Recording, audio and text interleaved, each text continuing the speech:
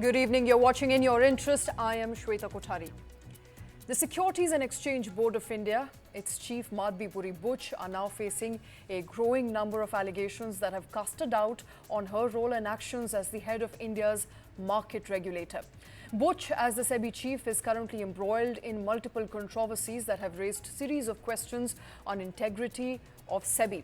It all started with a report by Hindenburg Research alleging that Buch and her husband had investments in offshore entities linked to the Adani Group.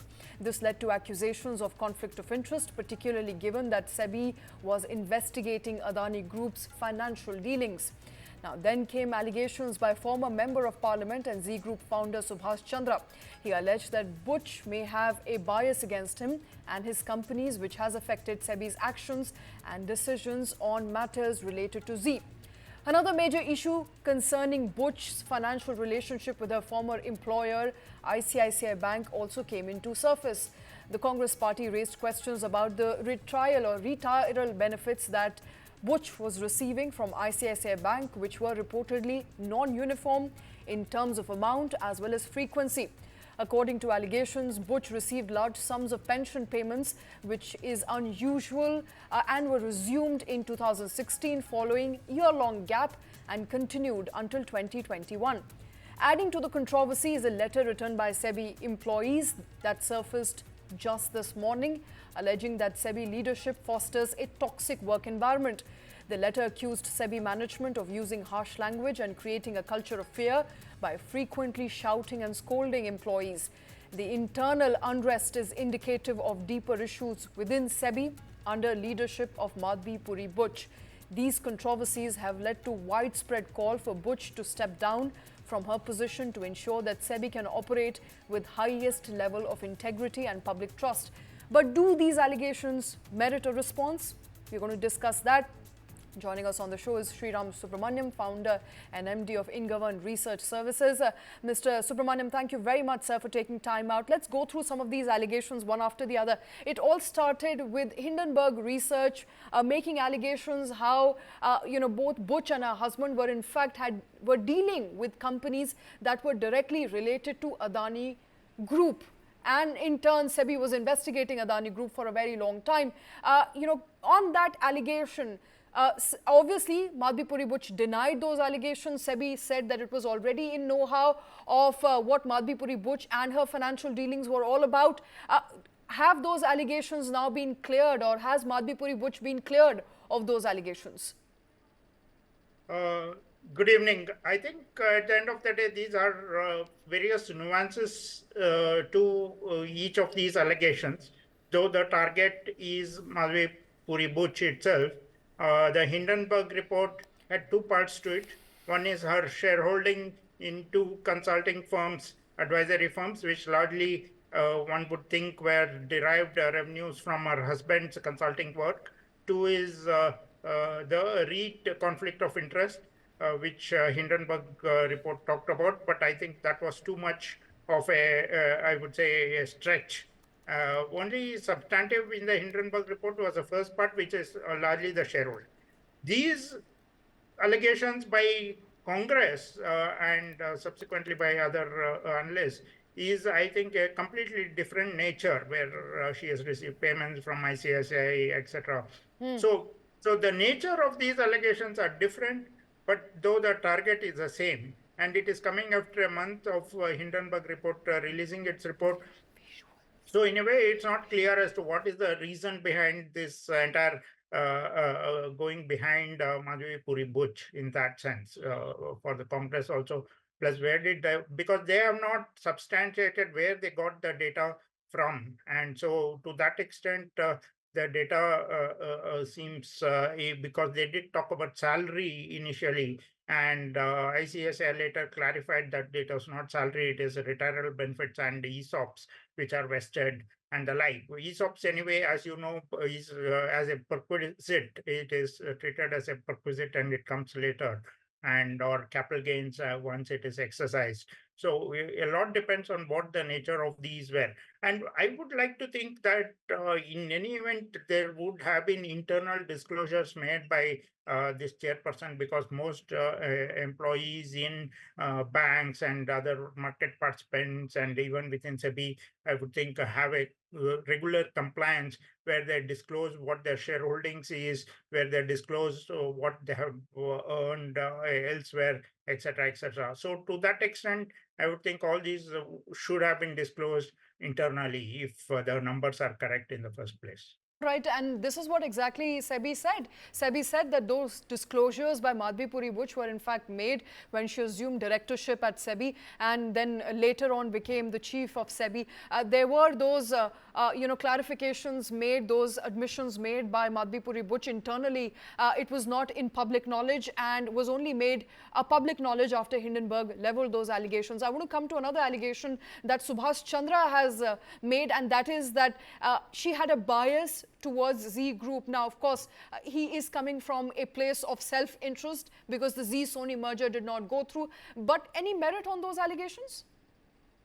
So it's tough to make out whether it is merit or not merit, but definitely, as you rightly said, it is of self-interest, not from the Z-Sony merger not going through, but because of the fact that the SEBI is investigating Subhash Chandra and Z on sort of, I would say, fraudulent or channelizing funds. But Subhash Chandra actually said that she succeeded in pushing away Sony. And that is verbatim. I don't think that was still within the remit of the Z board and the Z management to conclude the deal if they wanted it to. I don't think SEBI had any role in that. At least Sony has not alleged anything, so it is tough to make that that was the merger did not happen because of SEBI. Definitely, there is Z is under investigation. SEBI has already issued an interim order banning Subhash Chandra and his son and sort of restraining them. So the final order is yet to come. So in that case, I would not give so much credence to the allegations made by Subhash Chandra.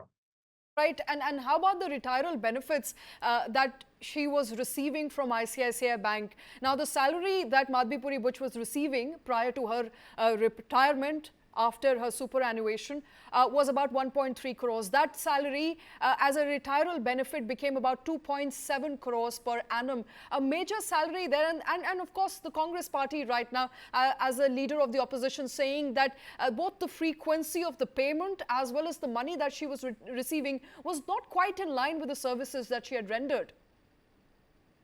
Yeah, from what we can make out is, one is ICICI has not put out the exact amounts which were paid to Madhabi Puri Buch. Secondly, the Congress party is not disclosing as to from where they got these amounts. So what is the source of the amounts that they are disclosing? So both don't seem to be adding up, and there could be a gap between both. Okay, right. But can your, in your assessment, can a retiral benefit exceed the salary that one person is drawing when they're still employed? See, if it's the nature of ESOPs, for example, if they vest, this one, sometimes definitely that happens. There are people who actually, senior executives in Mumbai and elsewhere, in Bangalore, for example, who draw huge ESOPs, and when they vest and when there are even thousands of crores of hundreds of crores of ESOPs which are vested, right? So one needs to see what was obviously being at a CXO level at ICICI. She would have likely got a number of ESOPs which could have vested, and one needs to know the exact nature of those amounts which were paid out.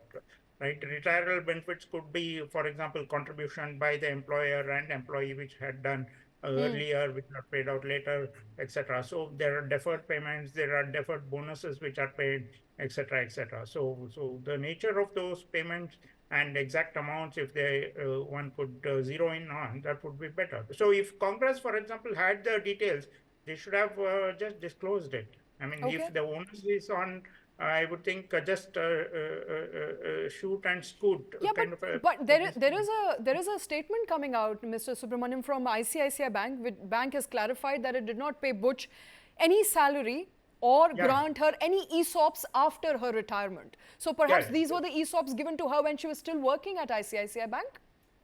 yeah. So that's what I mean. No company gives ESOPs after somebody has left the company, but definitely there is a vesting period beyond what you leave. Suppose you have already been granted ESOPs, there's a vesting period, and there's an exercise period beyond the vesting period.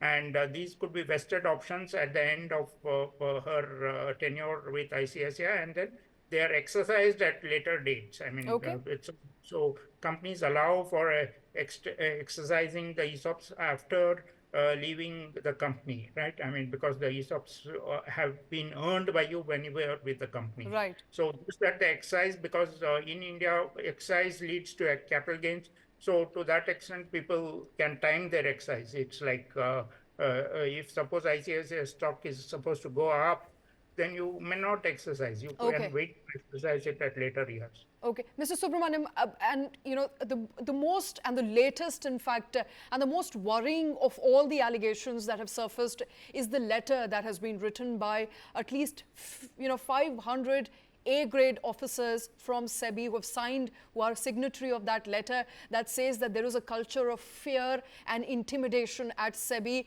at a time when Madhabi Puri Buch is in a senior leadership position. Does this merit a further investigation? That's number one. And all in all, with all these allegations now surfacing, do you believe Madhabi Puri Buch should resign? See, well, these are all unconnected. One doesn't know. I mean, I have not seen the letter, frankly. So to that extent, I don't know when it is dated.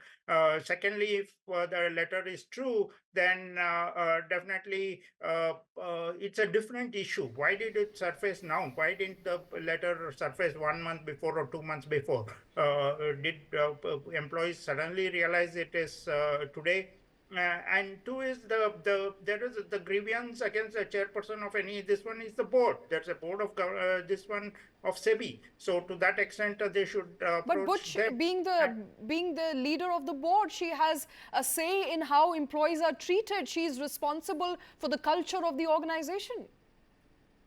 Yeah, but see, it's like there's a CEO of a company, and then whom do you go to? I mean, just that in this case, SEBI is a government organization, but in a company, for example, if it were a listed company, there's a CEO, you would go to the board, you would sort of, I would think, write to the board and then or in the public domain. Now it's this letter is in the public domain. So Okay, obviously, and timing is also again suspect, right? I mean, there could absolutely. be a genuine angst of employees, but we are merging two issues here. There is one is proprietary, which is earnings from a private enterprise, from ICICI, etc., etc. Two is this toxic work culture, shouting or whatever it is, and name calling, etc. That is a different issue. And why are we merging both?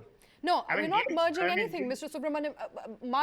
Our point is that there are a series of recent controversies and allegations which are now surfacing, and I agree with you. Timing is a suspect. All of this yeah, happening within a month of Hindenburg report. yeah. Timing of this letter is a suspect. We don't know what is the date of the letter, and if anything, yes, I mean, if there is merit to it, the officers have to look into it. I mean, the finance ministry has to look into it. But again, finance ministry or anybody, if the letter falls at your doorstep, for example, what would you do? I mean, because you cannot have a knee-jerk reaction to any allegation that comes up, No, right? Because absolutely not. right now these are totally two different. This one, there is a need for a constitution of a committee within SEBI to look into these allegations. Okay, possibly this is more of a HR and this issue grievance. They will need to constitute a committee of the board which will consider these allegations for the whatever merit it's worth it. Okay, and if I were to ask you, what would your suggestion be to Madhabi Puri Buch? She definitely needs some PR right now, some good PR and some crisis management help. What would be your one suggestion to Madhabi Puri Buch right now? No, I would think the finance ministry, along with the Madhabi Puri Buch, probably should put out a statement saying that these were her earnings over the past years when she was a whole-time member and now, and possibly clear that. Indian regulators still, be it not just SEBI, RBI, or any other IRDA, or even CCI, etc., don't have a mechanism where the regulators, in that sense, individual, put their shareholdings or other interests in a blind trust or disclose it in public domains, etc., assets and those kind of things. Okay. So that is the overarching, I would say, angle which is brought to the fore, and we as a country need to address that. Right. All right. Sriram Subramaniam, thank you very much, sir, for taking time out for joining us on that very important story.